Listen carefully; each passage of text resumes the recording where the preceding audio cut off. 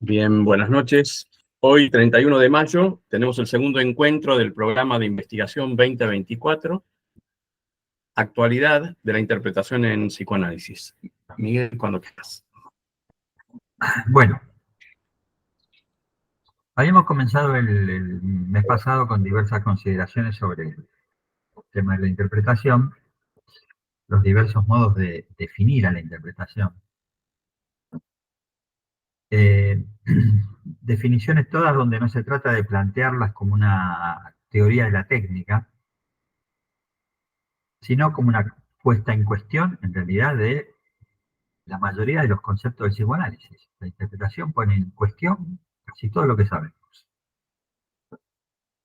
Terminamos la charla del otro día con alguna, yendo hacia donde habíamos programado ir, que era la cuestión del fandom. Hoy voy a agregar una nueva conceptualización, que en realidad ya la mencioné, pero medio de pasada, y me parece que hay que darle unas cuantas vueltas. Una conceptualización que Lacan plantea en el seminario 17, en BES, el reverso del psicoanálisis, y voy a referirme específicamente al capítulo 2, que se llama El amo y la histérica, ese capítulo. Acá he tomado algunas de las cosas que Lacan mismo dice ahí en el seminario. Dice: lo que descubrimos en la menor experiencia del psicoanálisis es ciertamente del orden del saber y no del conocimiento ni de la representación. Ajá. El saber no es el conocimiento. Se trata precisamente de algo que une a un significante, S1, con otro significante, S2, en una relación de razón. El saber es entonces la vinculación de S1 y S2. A eso le va a llamar saber.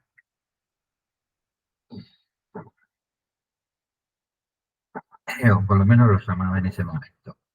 Entonces, la experiencia psicoanalítica pone en el centro, en el banquillo, dice él, al saber, al S2,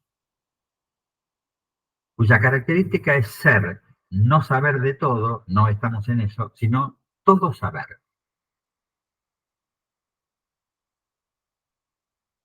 Él había partido en el capítulo anterior, en el 1, que el saber, en la primera forma del discurso del amo, es algo que le corresponde al esclavo, ¿no?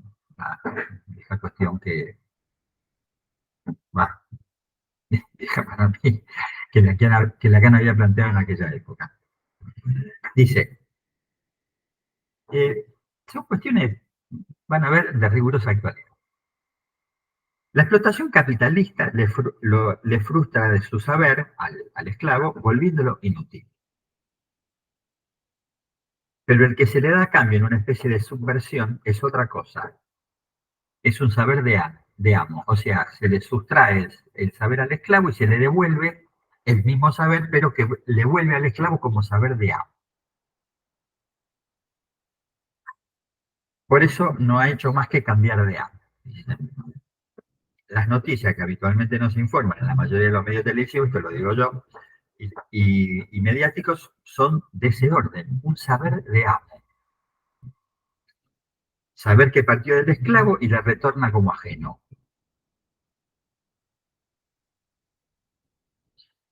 Lo que queda es ciertamente, en efecto, la esencia del amo. Esto es muy importante. ¿Cuál es la esencia del amo? No sabe lo que quiere. He aquí lo que constituye la verdadera estructura del discurso del amo. No sabe lo que quiere. El esclavo sabe muchas cosas, pero lo que sabe más todavía es qué quiere el amo. Aunque éste no lo sepa, lo que suele suceder, porque de otro modo no sería un amo. El amo no sabe lo que quiere, el esclavo sí sabe lo que el amo quiere. Por lo menos en el planteo de 1960 y pico. El esclavo lo sabe y esta es su función de esclavo. Que la cosa funcione, puesto que sea como sea, todo esto ha funcionado durante bastante tiempo, muchos siglos, diríamos.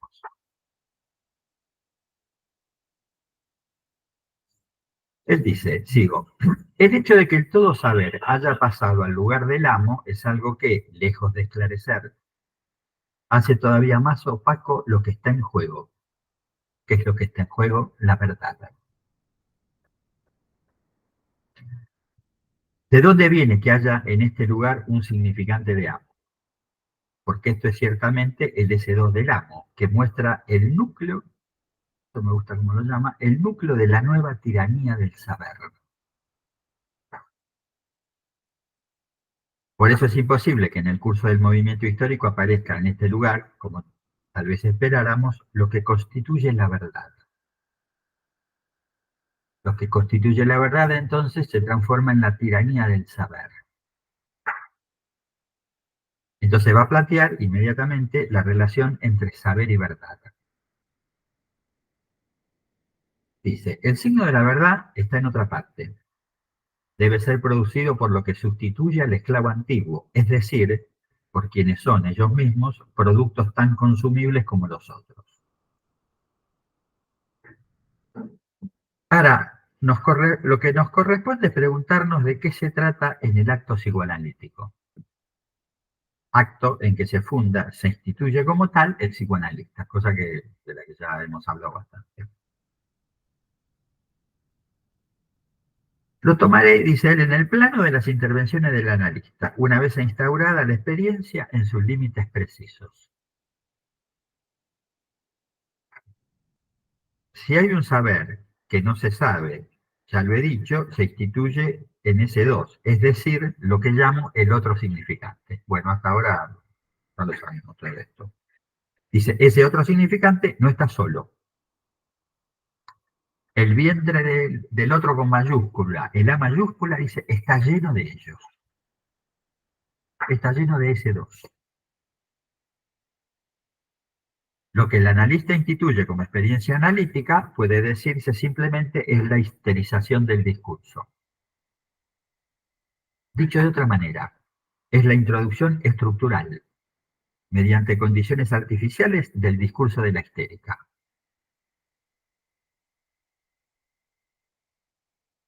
El significante no está hecho para las relaciones sexuales. Los que leen el seminario 19, escuchen esta frase. El significante no está hecho para las relaciones sexuales. Desde el momento en que el ser humano habla, estamos perdidos. Se acabó la perfección armónica de la copulación, que por otra parte es imposible ver en ningún lugar de la naturaleza, o sea, la armonía de la copulación. Decir cualquier cosa, ¿a dónde podría conducir si no estuviera determinado que nada? En la salida al azar de los significantes, por el hecho de que se trata de significantes, deja de relacionarse con ese saber que no se sabe y que es verdaderamente lo que trabaja. Lo que trabaja es el saber. Solo que no hay ninguna razón para que no sepa un poco más.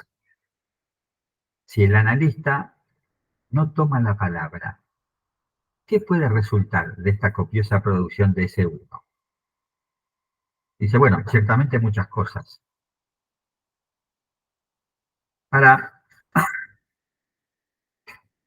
dice, ¿qué nos aporta ahora la posición de S2 en lugar de la verdad? El S2 en lugar de la verdad es la manera, a ver, tenemos que pensar en el discurso, ¿no? En la estructura del discurso. 4 lugares y 4 términos que dan vuelta por esos lugares, según cada discurso, el saber. Entonces, ¿qué nos aporta la posición de que el S2 esté en el lugar de la verdad? Si se acuerdan de los discursos, es abajo o a la izquierda. Ese es el lugar de la verdad.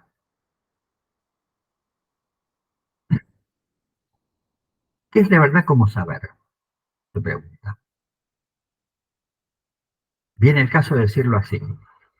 ¿Cómo saber sin saber? Es un enigma. Esta es la respuesta, es un enigma, entre otros ejemplos. Dice, voy a darles un segundo ejemplo. Los dos tienen la misma característica propia de la verdad. La verdad solo puede decirse a medias. Acá es donde se da vuelta con la verdad que se dice a medias. Me parece que ya ven lo que quiere decir aquí la función del enigma. Es un decir a medias.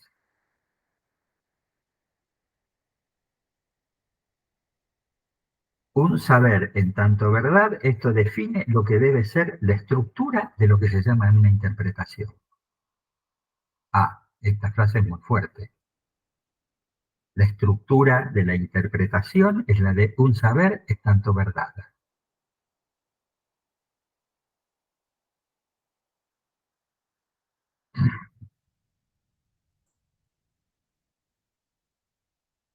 Dice, si he insistido tanto en la diferencia de nivel entre enunciación y el enunciado es precisamente para que adquiera sentido la función del enigma. El enigma es probablemente esto, una enunciación. Pero hay otra cosa en la que no se suele pensar, que a veces he tocado por encima, como quien hace cosquillas de vez en cuando, pero que a decir verdad me concierne lo bastante como para que no me resultara cómodo hablar de ello a mis anchas. Se llama la cita. Teníamos el enigma y ahora tenemos la cita. ¿En qué consiste la cita? En el curso de un texto en el que ustedes van avanzando más o menos bien, de repente citan ustedes a Marx. Dice, y añade, Marx dijo, si eres analista, citas a Freud. Y pones, Freud dijo, eso es algo capital. El enigma es la enunciación con el enunciado, espabilense. La cita es, yo planteo el enunciado, Freud dijo, Lacan dijo, X dijo, y el resto es el sólido apoyo que ustedes encuentran en el nombre del autor, cuya carga les endoso. A su manera, la cita es también un medio de decir. Pues bien, en estos dos registros, en la medida en que participan del medio decir, constituyen el medio, y si puede decirse, el título con el que interviene la interpretación. La interpretación, quienes la usan, se dan cuenta, se establece a menudo por medio del enigma. Enigma recogido, en la medida de lo posible, en la trama del discurso del psicoanalizante. Y que uno, el intérprete, no puede de ningún modo completar por sí mismo. Mira. No puede, sin mentir, considerarlo como algo efectivamente manifestado. Cita, por otra parte, tomada a veces del mismo texto, de tal enunciado. Así es que puede pasar por algo efectivamente manifestado solo con que se le adjunte todo el contexto. Pero entonces uno apela a su autor. En resumen, bueno, hasta ahí este capítulo del seminario 17. En resumen, nos dice que la interpretación está entre el enigma y la cita.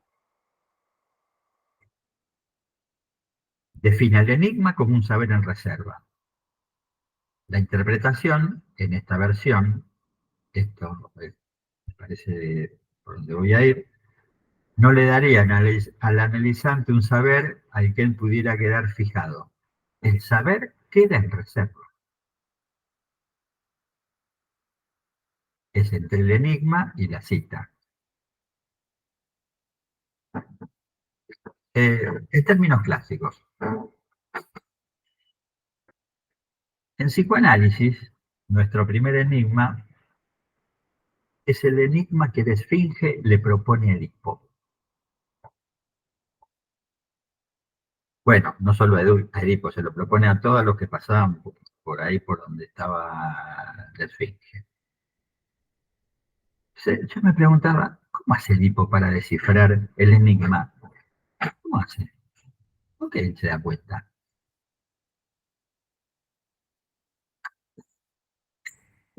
Es interesante esta cuestión. Edipo no era un sabio. Tampoco era un pibe de barrio, digamos, ¿no? Tampoco era eso. Era el hijo adoptivo del rey de Corinto e intentaba escapar de la maldición que había caído sobre su padre biológico, sobre Layo. Layo había violado al hijo menor de un rey y una condena hecha por el oráculo pesaba sobre él. Su hijo lo iba a matar. No nos olvidemos de todas estas consideraciones previas a Edipo resuelve el problema del esfinge, de cómo llega Edipo ahí.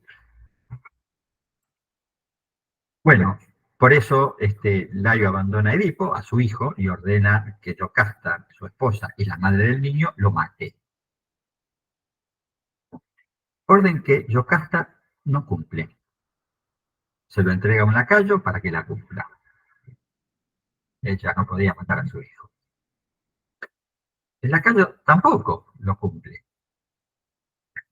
Ahí hay dos versiones. Se lo lleva a un monte, lo deja abandonado, esa es una versión, y la otra versión es que lo lleva al monte y otro pastor lo encuentra. Encuentra a un niño abandonado. Eh, el asunto es que un pastor lo encuentra, se lo haya dado en la calle de Yocasta, lo haya encontrado por las suyas, y se lo lleva al rey de Corinto. El rey de Corinto casualmente no podía tener hijos. El rey de Corinto lo adopta y lo llama Edipo, pies hinchados. El pibe crece, pies hinchados crece, le crecen los pies. En una fiesta le dicen que él no es hijo de sus padres. Él no es hijo de los reyes. Muy angustiado, consulta al oráculo de Delfos sobre quiénes son sus padres. El oráculo le contesta difícil. El oráculo era lacaniano, ¿no? Francamente. Le contesta medio difícil, el pibe no entiende. En realidad no le contesta la pregunta, quiénes son sus padres, que esa es la pregunta que le hace Edipo. Le dice que él se va a pelear con su madre y que sus manos derramarán la sangre de su padre. Entonces él entiende esa frase como que iba a matar a los padres adoptivos, que se iba a casar con la madre y iba a matar al padre. Entonces se va, huye de Corinto, hace un pasaje al alto, podríamos decir, huye, se va hacia Tebas, sigue creyendo que sus padres son sus padres adoptivos. En fin, como sabemos, igual desde siempre todo padre es padre adoptivo, ¿no? No hay padre que no lo sea. Padre es aquel al que le asigna la madre. La madre, la ciencia, ahora hay diversas versiones de la madre, digamos, no hay una sola. Eh, bien, en el camino a Tebas, Edipo tiene una discusión con otro viajero y mata a un viejo que en esa discusión. El anciano resultó ser Layo, cosa que él, por supuesto, no sabía. Solo mata a un viejo prepotente. Sigue su camino hacia Tebas y se encuentra con la Esfinge. La Esfinge era un monstruo mítico que proponía enigmas a los caminantes. No era un programa de preguntas y respuestas de la televisión, ¿no? El que no adivine el acertijo era estrangulado por la Esfinge. Era todo o nada el asunto. Entonces le proponen la pregunta que conocemos, ¿no? Es el único animal que camina en cuatro patas, en tres, ¿no? Bien. Primera cuestión. Edipo no responde enseguida. Esto es muy importante, se toma su tiempo.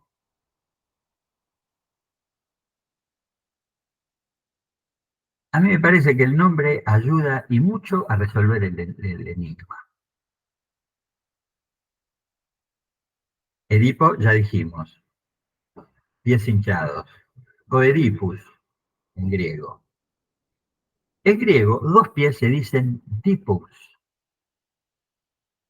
tres pies se dicen tripus, cuatro pies tetrapus.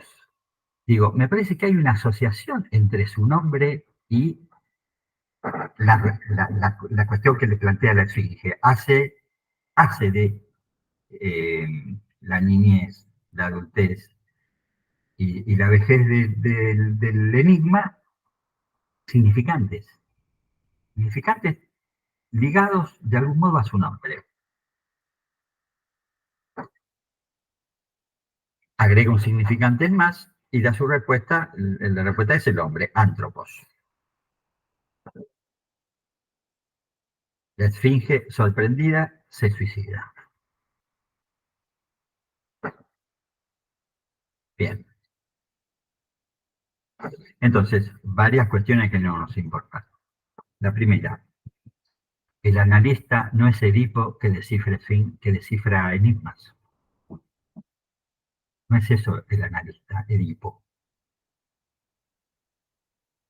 La interpretación será entonces un enigma sobre otro enigma, ¿no? Lacan dice, la interpretación está entre el enigma y la cita. Entonces, ¿por qué? ¿Por qué? Porque eso apunta a mantener la pregunta, ¿qué quieres?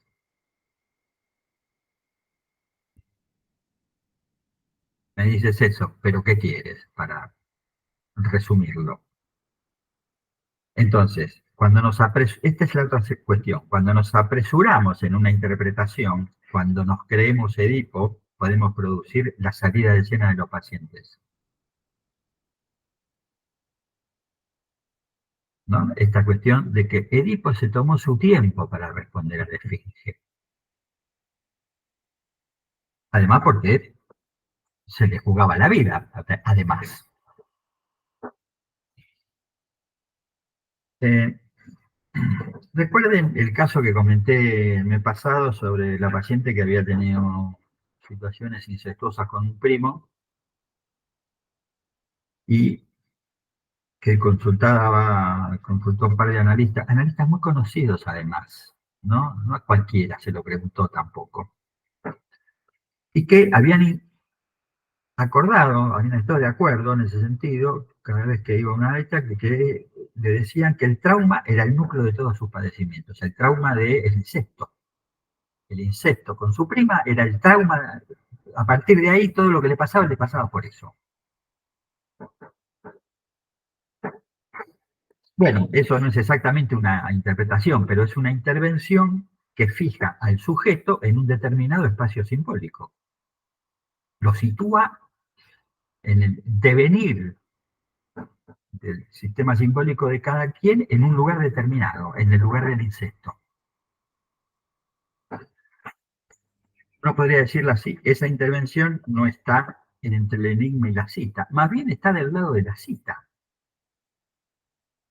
porque después de todo la paciente había contado toda esa historia del primo.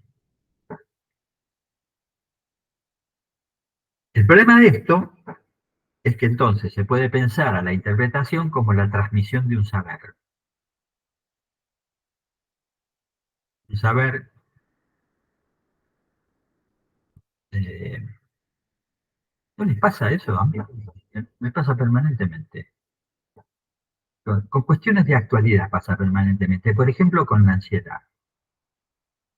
Decime por qué estoy ansioso, por ejemplo. No le hicieron nunca esa pregunta. Hace todo el tiempo. Decime por qué me pasa tal cosa.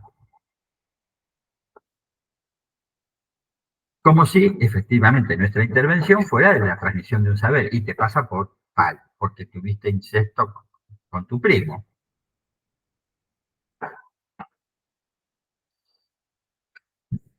Entonces, en el caso este de mi paciente, efectivamente, ese saber sobre el insecto era un saber que ella ya tenía, no necesitaba ir a ningún analista para que le dijera que era terrible eso que le había pasado, que era traumático, por no decirlo con palabras nuestras. Eso produce la salida de escena de la paciente. Se va a esos analistas.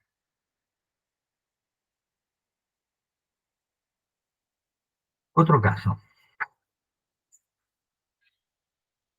Tiene a una mujer que tiene muchos años de análisis con otros analistas. Bueno, no son analistas, con psicólogos, valga decirlo. Me consulta porque tiene episodios periódicos de ingesta de alcohol y cuando se emborracha se marea, se cae, se lastima. Vive en una casa con escaleras, se ha caído por lo menos 2 veces de la escalera, por la escalera. La última vez tuvo que llamar a examen la familia, se lastimó bastante. Ella sitúa esta cuestión de la ingesta de alcohol, que no era algo que hubiera en su vida, digamos, la ingesta de alcohol. Lo ubica a partir de la muerte de su padre, que sucedió hace, bueno, ahora hace como 12 años. Ella dice que está triste desde ese día que murió el padre, que murió tipo Edipo, murió ciego, una muerte, unos últimos años muy complicados los del padre. Y que entonces, ella dice que en las fechas en que se conmemora la muerte del padre y en la fiesta de fin de año, ella chupa. Chupa y, bueno, se arma todo un problema familiar serio porque siempre tiene episodios de caídas. Verdaderamente se cae en esas fechas. Hace, hace un año, más o menos, se separa de su marido. Se separa luego de que descubre que el marido tenía un amante desde hacía ya unos cuantos años. Eh, ella ya había tenido noticias de ese engaño. Alguien, el padre y el marido y esta mujer, no el padre, el marido de esta mujer, eh, este señor tiene una empresa y ella era una empleada de la empresa. Entonces, se ve que otra persona de la empresa la llama y cuenta la historia. Y ella desestimó esa historia. La desestimó hasta que hace un año encuentra en el celular del marido, como diría el tango, la prueba de la infamia. Montones de mensajes entre el marido y esa mujer, que además tiene un hijo que parece que es de él, cosa que en realidad nunca se confirmó, hasta ahora no está confirmada. Entonces, eso la lanza a una angustia muy marcada y a nuevos y repetidos consumos de alcohol. Esto que descubre del marido, digamos, agrava mucho la cuestión del alcoholismo, que ya tenía, según ella, por la cuestión del padre. Eh, Está medicada, pero resulta ser que los hijos, la psiquiatra, una mujer, y su anterior analista, con el que estuvo muchos años, participan de la idea que ella tiene, que ella es una depresiva desde que se murió el padre. Ella está deprimida desde la muerte del padre.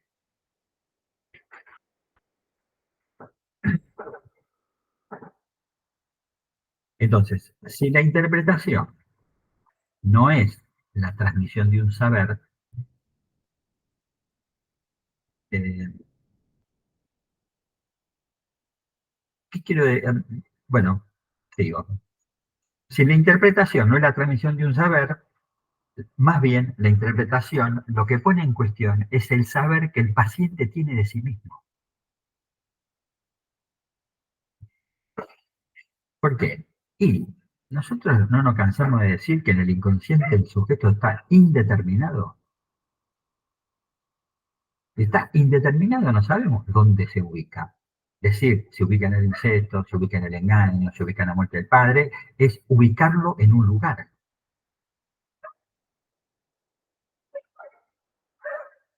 Tercer ejemplo. Después voy a volver a todo esto. El famoso sueño de Chuang Tzu, ¿no? El sueño de la mariposa.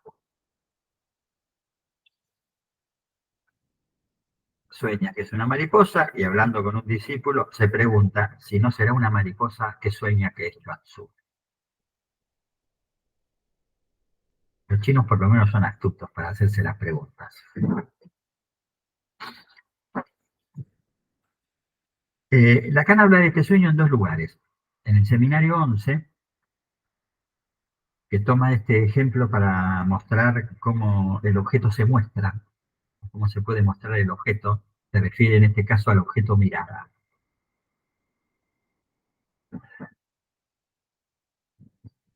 Y dice, la única certeza que encontramos en ese sueño dice que en verdad la mariposa no se hace esa pregunta, ¿no? No sería eso que dice, no sería una mariposa que sueña que es Chuang Tzu. Dice, la mariposa no se hace esa pregunta.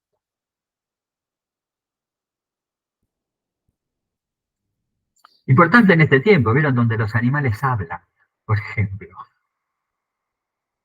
Y hay que leer los signos que nos transmiten los animales, por ejemplo. Hay varios animales para poner ahí.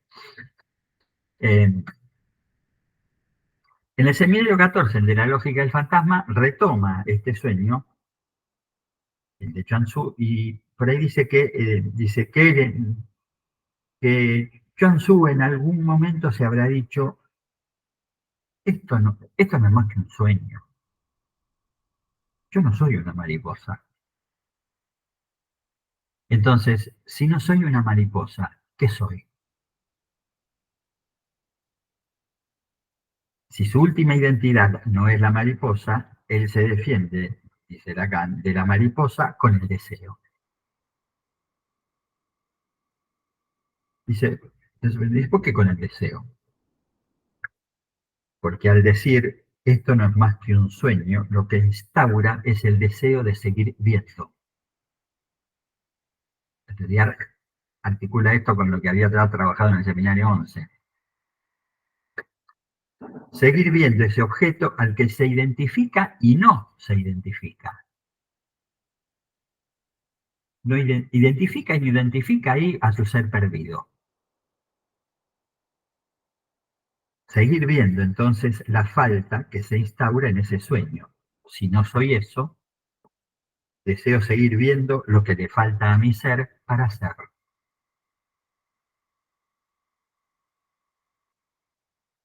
El asunto es que entonces el objeto aparece como soporte del sujeto del inconsciente. Acá tenemos, este sería un buen ejemplo del facto, pero hoy no lo voy a tomar eso, ¿no? La mariposa es la causa del deseo de ver. Calza perfecto eso. Pero entonces, este deseo de ver, que es representación del sujeto, no le da al sujeto el sentido de su ser. Más bien, le da el lugar donde él puede preguntarse por su deseo de saber qué había en esa mariposa que él soñaba que era. Entonces, el sueño mismo ya es una interpretación entendida como un lugar de verdad donde el saber está en reserva. No le dice tú eres eso, o se lo dice y no se lo dice, porque él no lo termina de creer.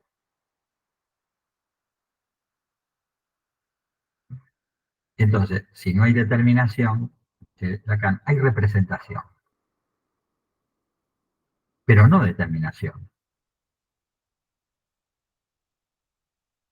Decir eso, decir que hay representación pero no determinación, lo que quiere decir es que lo que hay es deseo. La mariposa aparece como representante del sujeto. Le indica que hay algo de él en esa mariposa, la mirada. Él mira en la mariposa para encontrar ese objeto mirada desde donde él es visto. Ahora bien, eso que quiere ver, ¿dónde lo va a ir a buscar? Si no está en el sueño. Bueno,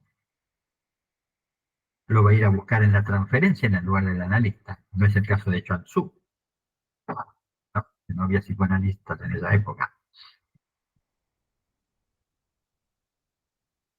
¿Se entiende por dónde voy? El, el paciente va al analista porque no sabe quién es, no porque sabe y quiere liberarse de eso que sabe, sino porque no sabe.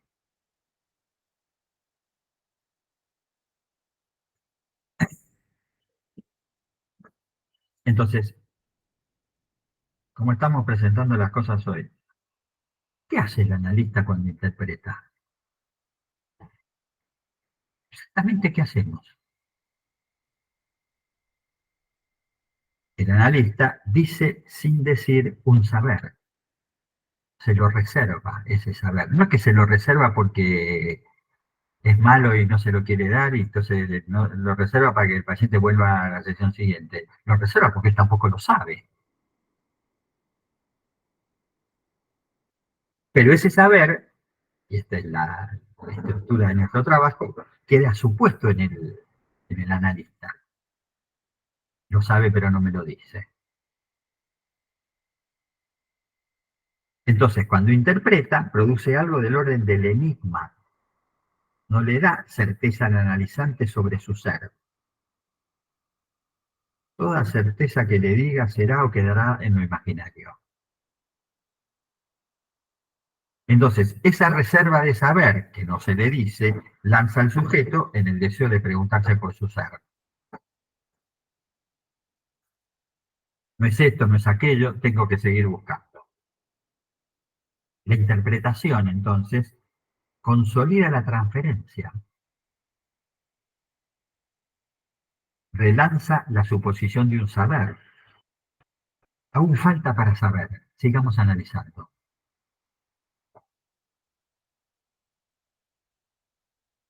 ¿No? En el caso del insecto, ese saber, confirmado el trauma como causa, detuvo el análisis. Lo detuvo. Se fue a buscar la otra parte.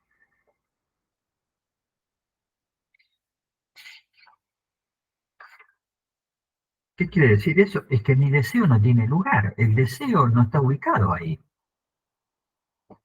¿No? Lo que a usted le pasa es porque el insecto, lo que a usted le pasa es porque se murió su papá. Y el deseo,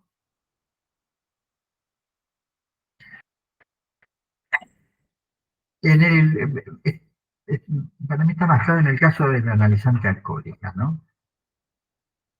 Este, eh, porque ahí hubo que intervenir eh, que tanto la muerte del padre como el engaño del marido,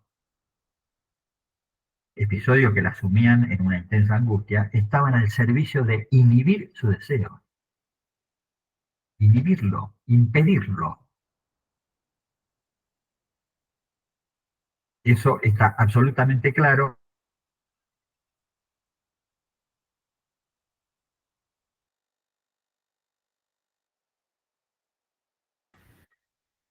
Hola, ¿el resto está escuchando? Ahora no, se congeló, se frizó. Se congeló. Bien, bien. O se le cortó la luz o se frizó el internet.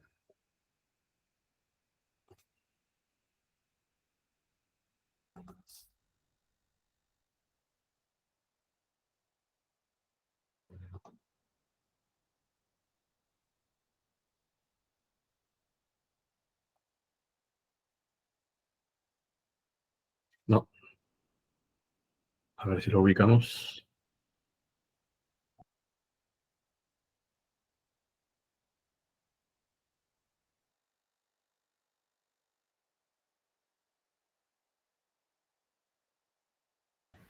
Se cortó la luz.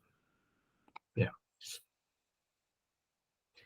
Esperamos un ratito, ¿les parece?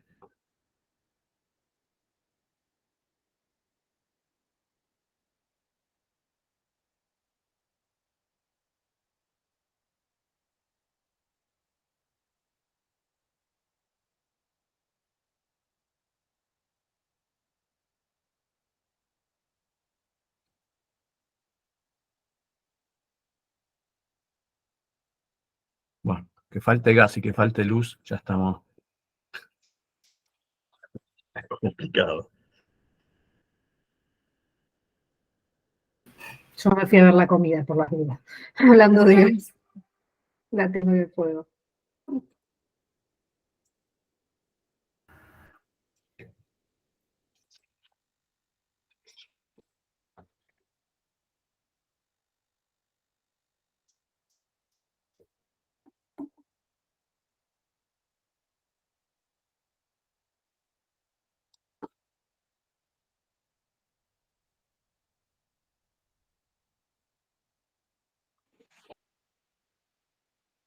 Ahí vamos. Sí, se cortó la luz, pero no vuelve ahora todavía, se demora el módem en reiniciarse, entonces la seguimos con el teléfono. Ok, dale. Bueno, eso que decía de que está absolutamente claro, justo en el momento que lo dije se oscureció todo. Bueno, entonces,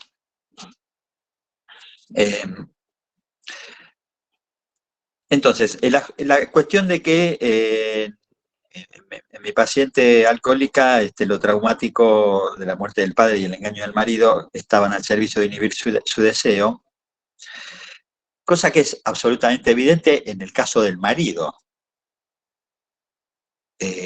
Ella desestima la información que le dan hace como 8 años, 9 años del engaño. El marido le dice que no, que es mentira, que no sé qué, y ella cree firmemente en lo que el marido dice.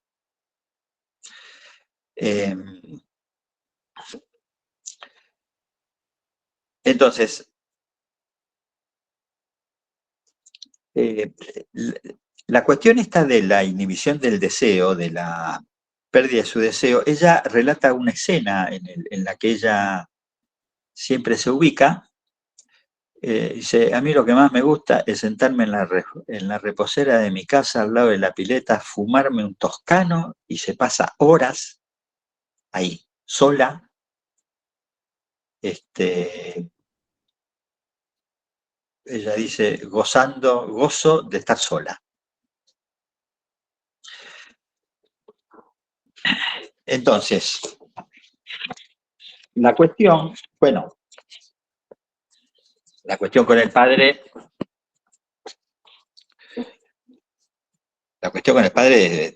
es terrible. La madre había tenido un amante muchos años. Muchos años. Por supuesto lo sabía todas, las hijas, ella y su hermana, todo el mundo sabía eso, menos él.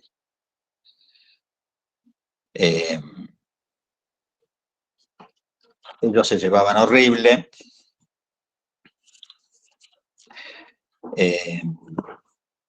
Entonces un día la hija, mi paciente, le dice, bueno, che, pero con la historia de papá, sepárense, termínenla de una vez. ¿Qué historia de papá?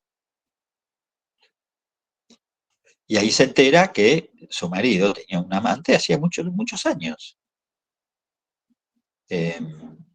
Cosa que a ese hombre eso lo sumerge en una profundísima depresión, que, digámoslo así, se continúa en mi paciente, esa depresión. Entonces, en el caso de mi paciente con el marido, el deseo inhibido en cuestión era el de ocuparse de la división de los bienes con el ex marido. Hay muchos bienes en juego, muchos, de gente que tiene mucha plata, y ella no se ocupa, nunca se ocupó en realidad del dinero. Entonces, relanzarla a que el tema era ella como madre y en todo caso el exmarido como padre y no como marido, tenían que ponerse de acuerdo en la cuestión de la repartija de los bienes, cosa que el marido no hacía ninguna objeción, no era el típico marido que le niega el acceso a los bienes a la ex. No, no, para nada, hasta ahora por lo menos, va en esa línea. Pero sí en la línea de que ella no reclamaba, de que ella confiaba en él en ese sentido es confiable, pero no se trata de eso. Los hijos ya tienen 20 años, un hijo alquila, la hija ahora alquiló también, y entonces la pregunta es, che, pero tu marido o tu ex tiene mucha plata, tiene mucha plata, tiene muchos departamentos, muchísimos, y los hijos alquilan, ¿no? Digo, hubo que sacarla de esa historia donde ella gozaba, esa historia de que ella había sido engañada por el marido y que además había perdido al padre y se quedaba fumando al costado de la pileta en una reposera. Bien. La histérica y los niños entienden muy bien esta cuestión del saber, ¿no? La histeria se especializa en retener información, en retener su saber. Hasta que el analista no probó que no sabe, ella no habla. O habla, si ustedes quieren, pero no dice.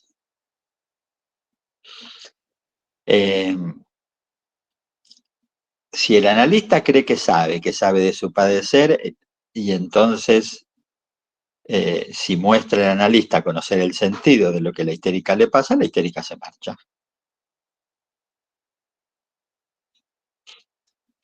Con los chicos, el análisis pasa igual, muchas veces. A mí me ha pasado mucho eso.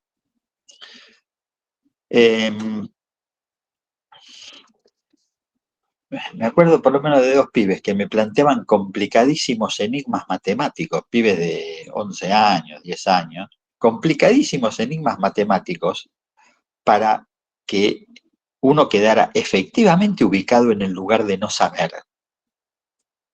Y que no fuera a competir con el pibe, que me querés engañar, qué sé yo. ¿No? Porque el lugar de saber ya está ocupado para los chicos. Los padres, la escuela, TikTok, todos esos saben mucho más que nosotros. Por ejemplo, yo atiendo a un pibe que, digamos así, es hijo de un padre sabiondo. Esa gente que sabe de todo y que puede hablar de cualquier cosa, bueno, así es el padre de este pibe. Entonces, él me plantea cuestiones, pibe de 9 años, cuestiones como tantos chicos, ¿no? Con los dinosaurios. Interesado con los dinosaurios. Entonces, yo me encargo de decirle que los dinosaurios están vivos. Que los dinosaurios viven. Entonces, lo mando a los museos. Él va a los museos a ver los esqueletos de los dinosaurios. Vuelve y me dice, sí, genial, guau, sí, aquel. Pero me dice, pero son los huesos, están muertos. Digo, sí, claro, en los museos no hay animales vivos. A los zoológicos hay que ir a ver animales vivos. En el zoológico no pueden tener a un dinosaurio. Me dice, dale, dinosaurios no existen más, déjate hinchar. Ah, sí, le digo yo. Entonces le muestro fotos. ¿Vieron? De los carteles en la Patagonia. Tierra de dinosaurios. Y ahí este pibe se queda. ¿cómo? Me dice, ¿cómo tierra? Y le digo, sí, ahí viven, pero vos lo viste. No, yo no lo vi, pero yo no vivo en la Patagonia, pero viven ahí, fíjate el cartel. Quiero decir, el análisis entonces transcurre en una cierta dirección donde él sabe algo y yo no sé. Y yo no compito con eso que él sabe. Y él efectivamente sí compite con lo que yo no sé y que tendría que saber.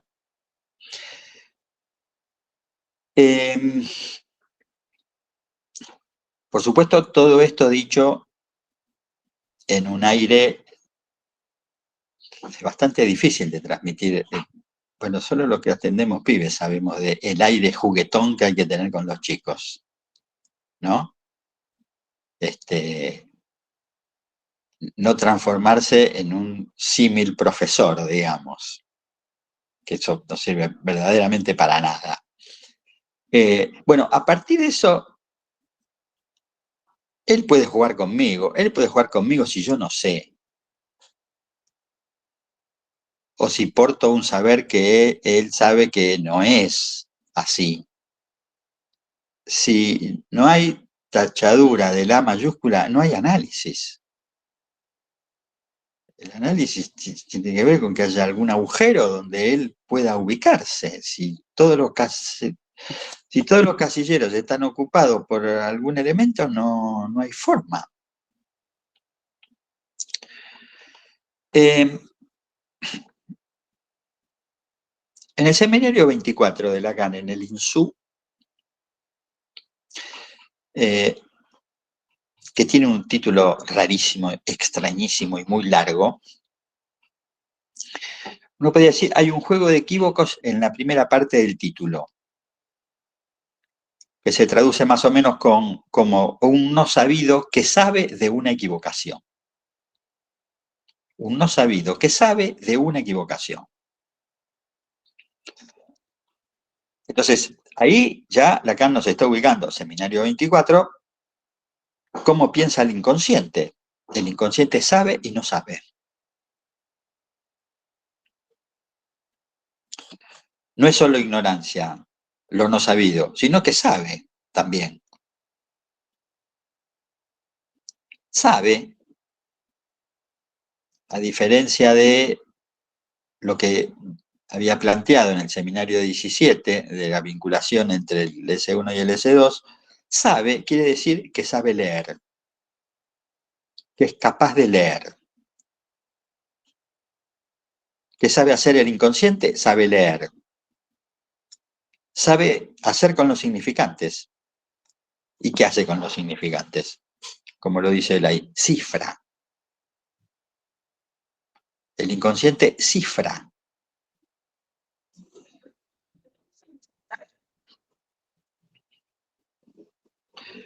Con lo que no sabe, con la ignorancia, la dirige al otro y eso es la transferencia. Por eso sabe y no sabe.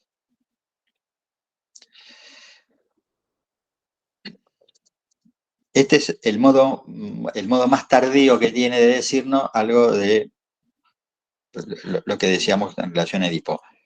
El inconsciente interpreta. ¿Qué sabe? Quiere decir que el inconsciente interpreta. ¿Qué quiere decir que interpreta? Que cifra, hace metáforas, nudos de palabras. ¿Y cómo lo hace? Como lo dice el título del seminario 24, equivocando. La una equivocación es la segunda parte del título del seminario 24. ¿Por qué equivoca? ¿Por qué equivocando? Y porque al no haber una relación biunívoca entre lo simbólico y lo real, al no haber relación entre cada elemento simbólico y lo real, solo hay equivocaciones. Solo puede haber equivocaciones. Si hubiera una relación unívoca entre el término y su referencia, no habría equivocaciones.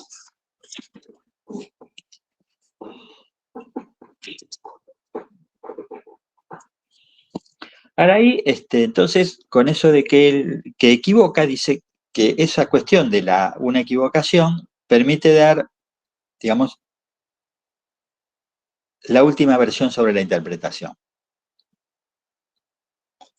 Dice, la interpretación opera por el equívoco. Hace equivocar a la equivocación, si ustedes quieren. Hace equivocar a la equivocación.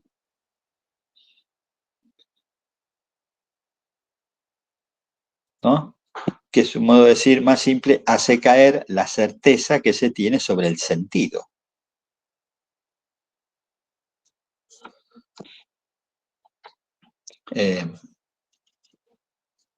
Entonces,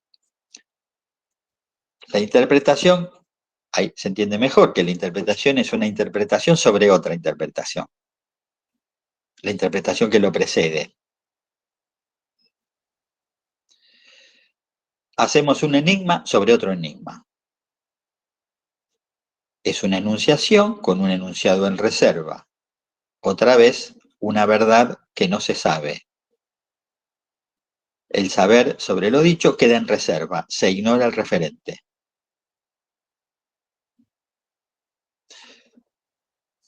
Hasta acá venimos bien, pero le da una vuelta más. Él dice, estoy en el seminario 24, lo que el inconsciente ignora, no sabe, es que en esas cifras, cifra su goce. Introduce la cuestión del goce. No es solo un juego de palabras. No es una palabra sobre otra palabra que está equivocada, porque la primera está equivocada, pero la segunda también va a estar equivocada. Además dice, en esa cifra del inconsciente está el goce. Lo que sí aclara Lacan es que el inconsciente ignora la economía de goce que hay en ese ciframiento. Eso sí, no lo sabe. En esa cifra se juega su ser de goce, dice, y de eso el inconsciente no quiere saber nada.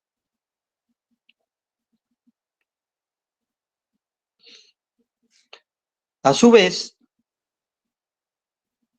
dice un poquito más, esas equivocaciones no son cualquiera, no son azarosas. Él dice, son trazas de encuentros fallidos. Son traspiés, restos del encuentro con lo real.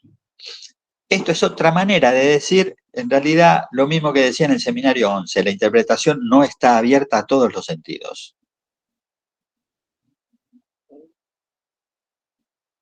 Entonces, en ese universo cuasi caótico donde ninguna verdad parece tener un significado al cual atenerse, ¿cómo se las arregla el sujeto con eso?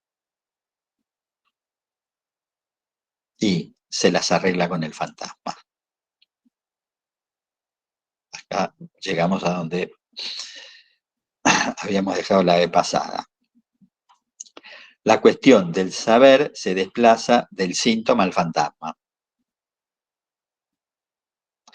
Fantasmas que le otorgan al sujeto cierta certeza construida en relación a lo que en el otro aparece como un deseo desconocido. El que quieres dirigido al otro.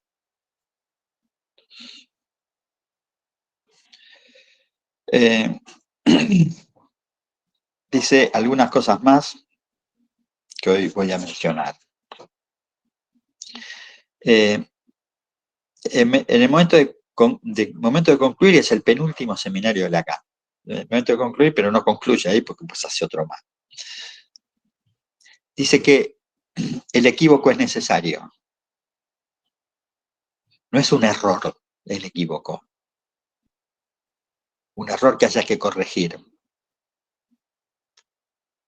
Dice, el equívoco es necesario, la palabra lo implica, está de inmediato apuntando al sexo. Para decirlo como lo dice antes, apunta al objeto del fantasma.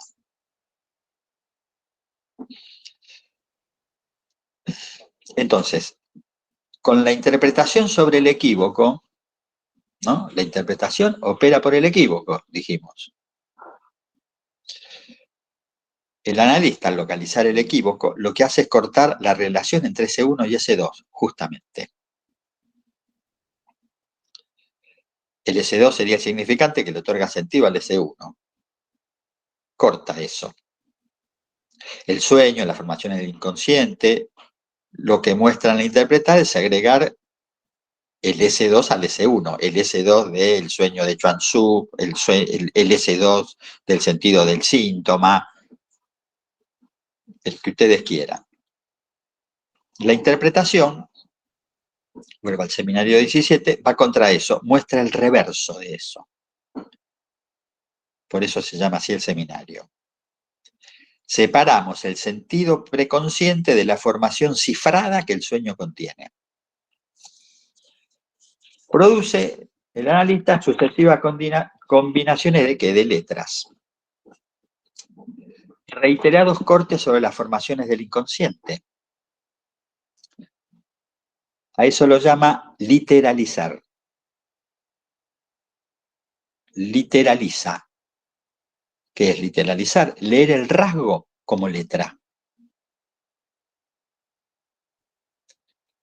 Ya había dicho muchas veces, lo dice, que la letra y el significante no son lo mismo. No es la misma cosa con distinto nombre. Que la letra es idéntica a sí misma, a diferencia del significante. Entonces, literalizar, leer el rasgo como letra, es decir, lo que ya dijimos el mes pasado, aislar el enjambre de S1. Eso es literalizar. Extraer de ese conjunto abigarrado de significantes los S1. Con esos S1, el analizante intenta dar cuenta de su ser. Entonces, aislar, literalizar, es despojar al significante de su significado. Ahora bien,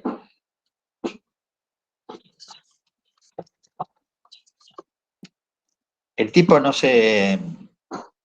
Lacan. El tipo no se conforma con lo que dice sobre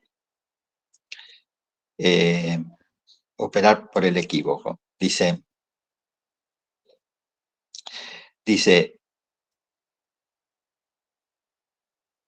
la interpretación en la operación por el equívoco es eficaz si algo en el significante resuena. Resuena. Entonces dice que el resorte de la interpretación incluye la resonancia de la palabra. No se trata de nuevo de juegos de palabras. Que resuena quiere decir que conmueve las respuestas del sujeto.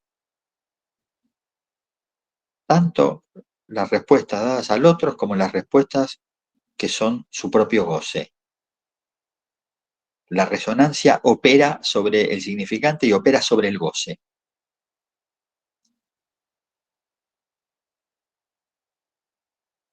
Fíjense, esto, dicho de esta manera, es homogéneo, solidario de algo que también hace en esa época, que es dar otra definición de la pulsión. Otra. Le da otra vuelta. La pulsión es el eco en el cuerpo del hecho de que hay un decir. La pulsión es un eco. Yo me puse a estudiar un poco levemente. ¿Qué es un resonador? ¿Cómo funciona un resonador? Igual, es un eco. Esos ruidos que escuchamos, si tuvieron la desgracia de meterse adentro de un resonador, esos ruidos tremendos es el eco, es el golpe de los neutrones, positrones, no sé qué, contra el cuerpo. pegan en el cuerpo, y al pegar en el cuerpo producen una imagen.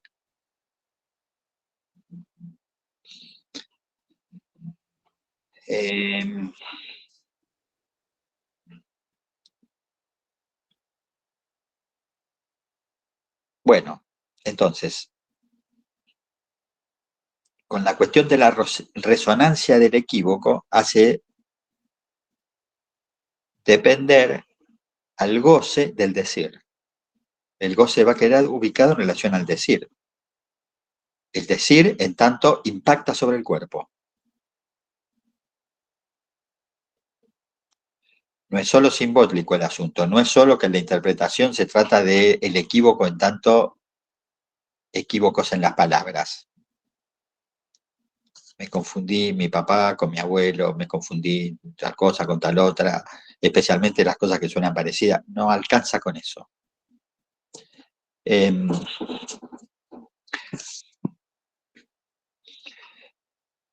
Esta cuestión de la resonancia, el otro día cuando la leía me acordaba de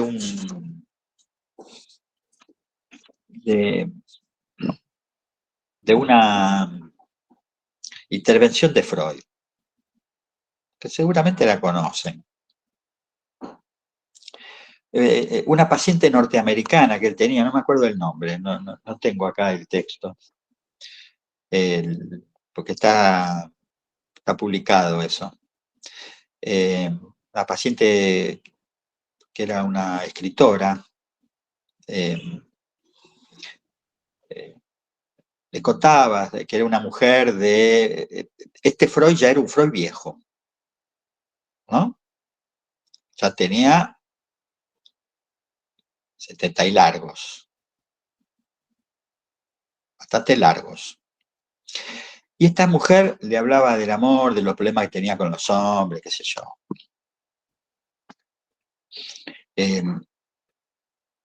Esta historia vale porque además la cuenta ella, ¿no? La paciente la cuenta la historia. Entonces dice que de repente Freud se para, le pega un puñetazo al escritorio y le dice: lo que pasa es que usted cree que yo soy demasiado viejo para quererme.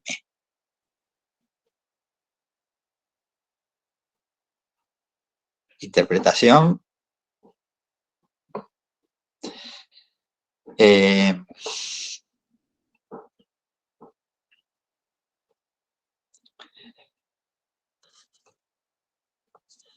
Que tiene sus complicaciones, podríamos decir, pero es interesante como el ejemplo de resonancia. No es una charla amable entre dos personas, un análisis, ¿no? Bueno, durante mucho tiempo es eso, casi todo el tiempo, pero hay momentos en que no.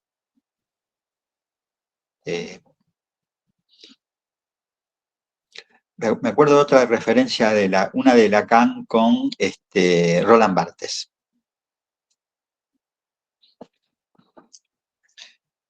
Parece ser que Roland Barthes tenía... tenía algunos problemas, qué sé yo, y le pide una entrevista a Lacan. Una sola. O por lo menos, esto lo cuenta Roland Barthes, no sé si hubo más, no sé si hubo análisis, pero cuenta lo que pasó en esa primera entrevista.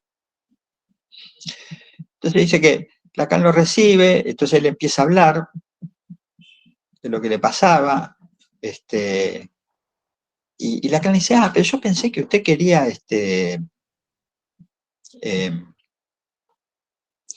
hacerme una entrevista. Si hubiera sabido que era por algo personal suyo, como me está diciendo ahora, lo hubiera atendido de inmediato, porque parece ser que le dio como la entrevista, como la secretaria se la dio como para 20 días después. Se lo hubiera dado de inmediato. Bueno, mire, no tengo más tiempo, pero ¿sabe una cosa? Deje a ese muchacho, déjelo, huya de ahí. Eso le dijo Lacan. Primera entrevista y única. Digo, por esta cuestión de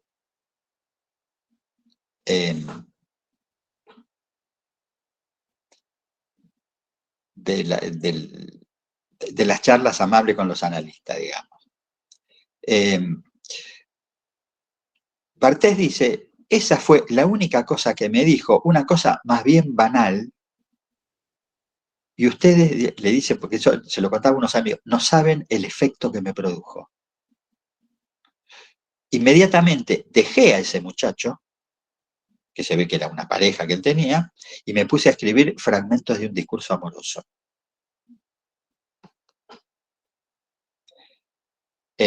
¿No? Hablando de la letra.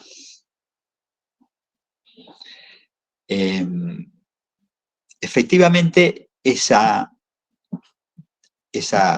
intervención, tampoco podemos decir que es una interpretación. En absoluto fue una interpretación. O fue efecto de algo que Lacan entendió o interpretó de lo que le estaba contando Bartés, que además Bartés no cuenta qué era lo que le contaba, pero resonó en este señor. Produjo efectivamente una resonancia.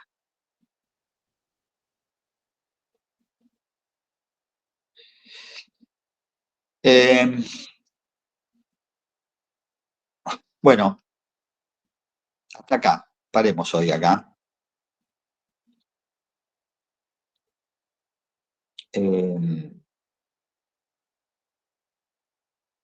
Bueno, tenía otro caso acá, pero bueno, no importa. Así no terminamos tan tarde. Seguimos el mes que viene, esta vez sí vamos a seguir con el fantasma famoso. Hasta ahora se nos viene escabullendo.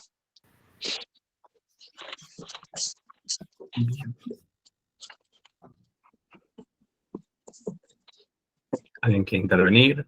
Preguntar. Yo tengo una pregunta ahí, porque justo surgió lo de la escritura que usted mencionó ahí con este último caso. Habíamos trabajado en psicopatología, el caso Streber, no sé si se pronuncia así, Streber o Streber, y me llamó la atención cómo él se estabiliza cuando empieza a escribir su biografía, creo que es. Y después también en el caso de Joyce, que toma Lacan, con respecto a cómo se estabiliza cuando comienzan a escribir.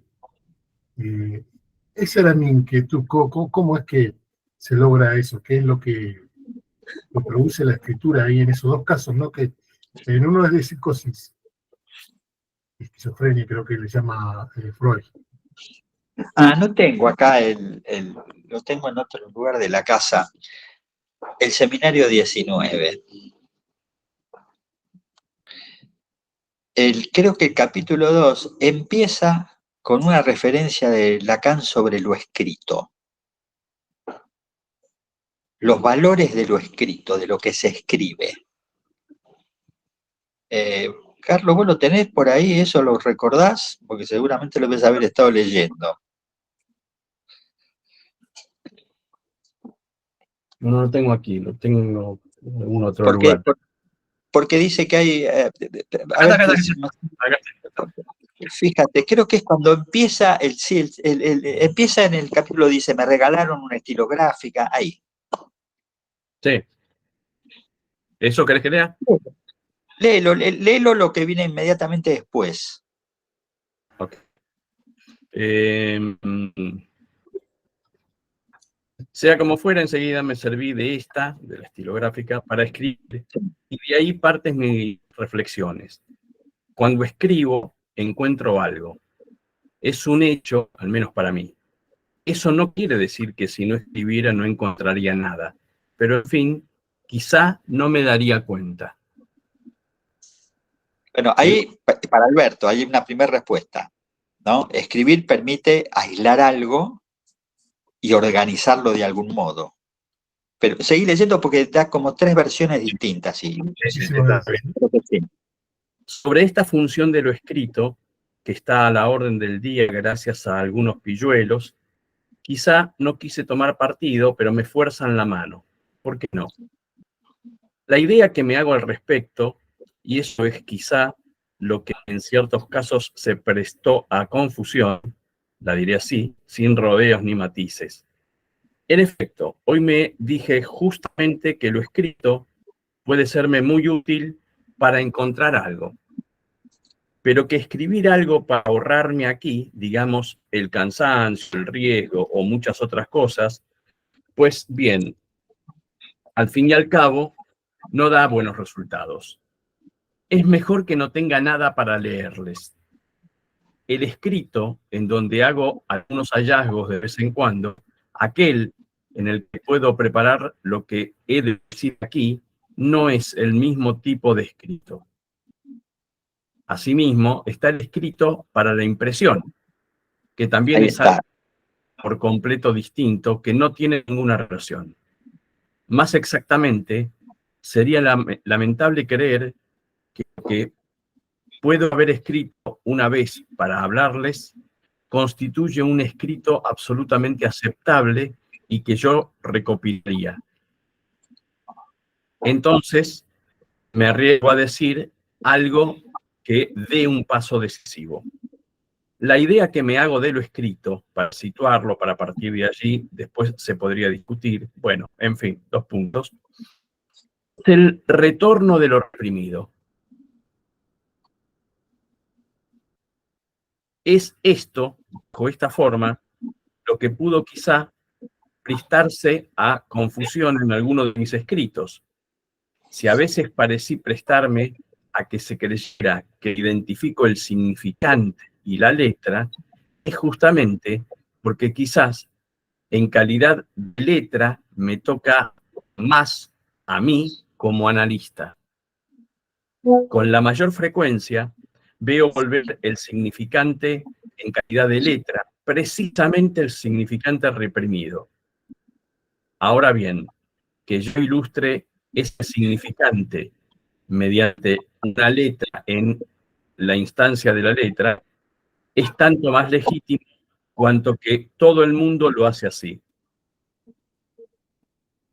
Bueno, hasta ahí, digamos. Okay. Alberto, hay como distintas funciones de lo escrito. Depende de lo que se escriba. Evidentemente, en el comentario esta viñeta de Roland Barthes, me parece que había algo de la atracción sexual, del amor, de la identificación con ese otro muchacho que le hacía de obstáculo a Barthes. Y que en cuanto se liberó de eso, se puso a escribir, se liberó y algo se escribió en él, digamos. En ese sentido, esa intervención de Lacan le pegó en el cuerpo, me parece. Me parece que es una manera de entenderlo, ese tipo de intervenciones. Muchas gracias. No, habría otra cosa, a ver, Alberto, para decir que tampoco es una especie de receta, ¿no? Que es la receta de que el fin del análisis tiene que ver con la sublimación. Y que entonces uno se pone a escribir, a pintar, a dibujar, a, qué sé yo, a hacer arte, ¿no? Y que eso es una especie de, sería continuación del análisis por otros medios. Me parece que no es eso a donde estamos apuntando. No, me inquietó eso nomás, porque justo coincidían tanto Strebe con Joyce, esto que le sucede, ¿no? El estabilizarse, poder estar estable con su psicosis, ¿no? Sí. Sí, las memorias de Strebe, digamos.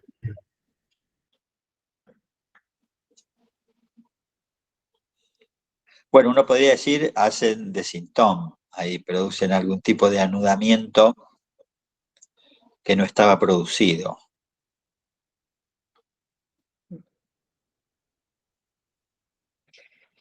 En el caso de Joyce, decía que en el caso de Joyce, eso que él mismo dice, ¿no? Que quiere escribir para que dentro de 300 años los universitarios se sigan ocupando de lo que yo escribí. O sea, escribe para el otro, sería. Creo que Para nos tener pasa un eso, lugar, para tener un lugar en el otro, más específicamente. creo que es lo que nos pasa con Lacan, poder comprenderlo también, ¿no? Sí, eso puede pasar. Miguel, Sí. sí, no, te quería agradecer, me parecía interesante que pasamos del 17 a otros seminarios y solamente quería hacer una pequeña anotación que es la cuestión del equívoco, ¿no? Como aún a partir de los títulos de los seminarios, Lacan introducía la cuestión, ¿no? Encore, incorpo, le nom du père, le nom du père, ¿no? RCI, RSI, heresía, Lanzou qui sait de l'unbewusst, tomando l'unbewusst freudiano, ¿no? Todas estas cuestiones que efectivamente tienen que ver con equivocar, ahí como si él le hiciera en esta transmisión que era oral, entre otras cosas, ¿no? Pero que equivoca el significante en un modo donde uno tiene que prestar atención a cómo se escribe para poder equivocar. En el seminario 19 lo llama de otra manera, eso lo llama nuestra tontería. Pero es una tontería necesaria, no, nadie puede estar exento. Pero no solo lo hace Pera con la escritura, con los nudos hacia eso. Se equivocaba muchas veces, se equivocaba. Lo corregían ahí, no solo Miller, sino los topólogos que había ahí, lo corregían. Estaba mal el nudo que había hecho en el pizarrón. Y él se cagaba de risa de su propio error, digamos. Efectivamente, es nuestra materia como seres humanos equivocarnos.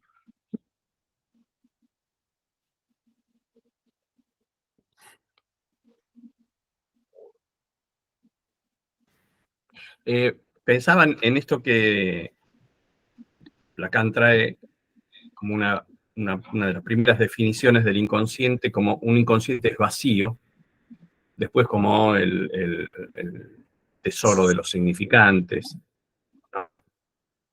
lo cual no es contradictorio porque los significantes en sí no significan nada si no están articulados. Sí. Ese es el material del seminario 19. Claro, sí. ¿No? Porque exacto. va a decir que hay uno. Exacto. Digo, me quedaba pensando en qué es lo que empuja en el inconsciente a querer articular esos significantes para que puedan ser, para que cifrar algo, digamos, para eventualmente ser descifrados, ¿no? Si es el caso. ¿No? ¿Qué empuja ahí? ¿Por qué? Bueno, él lo dice, acordate, en el 11 lo dice bastante claro eso. Dice, el inconsciente no resiste, el inconsciente insiste. Se preocupa de eso, de esa insistencia.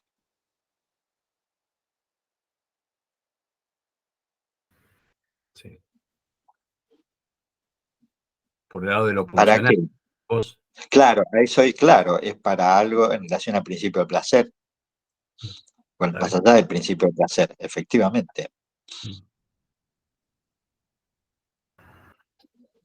Pensaba en esto del equívoco también y del insistir con la paciente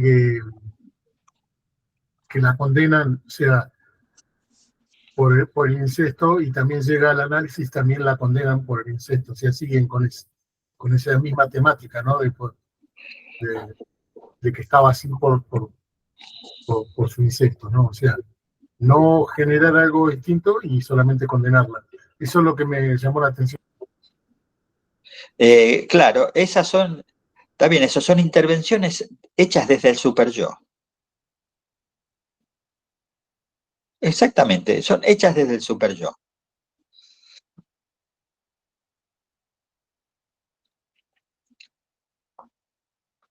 Que es, tú eres culpable, hagas lo que hagas, justamente lo que hiciste te hace culpable. ¿Culpable de qué? De gozar. ¿De gozar de qué? De lo imposible. Justamente, del incesto, de lo que no se puede hacer. Esa insistencia manda a alguien al pasaje al acto. No hay duda. O sea, no es que el incesto no haya sucedido, y mucho menos que no sea fuente de una intensa y profunda angustia. No se trata de eso. Se trata, en todo caso, de cómo corremos al paciente de ahí. Si no lo corremos de ahí, a veces se lo puede correr y a veces no, podríamos decir, ¿no? Con el asunto ese con el que empezamos antes de la charla, sobre que todo se puede arreglar, por ejemplo, con las parejas, acá es del mismo orden eso. Bueno, hablamos del incesto y lo arreglamos, algo por el estilo. Y no es así. Lo arreglamos quiere decir morigeramos sus efectos, ¿no? Estaba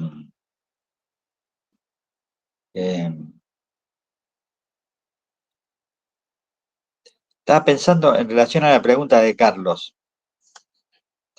La relación entre, uno podría decirlo así, el incesto y la repetición, ¿no? La insistencia.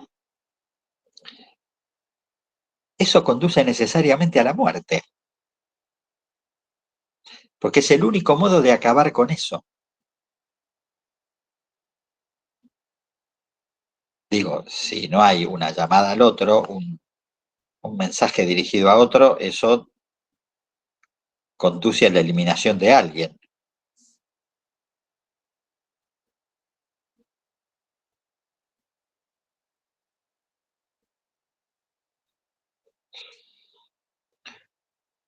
Bueno, 8:30. Si les parece, nos vemos el mes que viene. El próximo sería viernes 28 de junio, sería el último viernes. Ok. ¿Sí? Perfecto. Gracias, Miguel. Buenas noches a todos. Hasta luego. Chao. Muchísimas gracias. Buen fin de Hasta luego. semana. Gracias, buenas noches. Adiós.